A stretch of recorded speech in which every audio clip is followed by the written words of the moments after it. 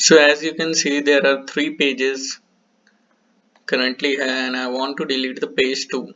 So what I will do, I will directly select all the text or whatever is present in this document, and I'll hit backspace.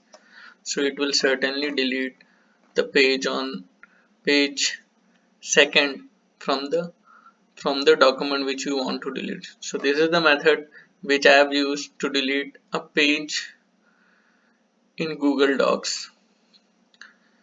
There are other methods also, like if you want to delete by using any options, then you have to go back to Google Docs Classic, that is the previous version of Google Docs, which will give you an option to delete a page in the Google Docs. So I think this is much easier way to delete any page in the Google Docs, and you can reformat your text in the second page and then do whatever you want to do.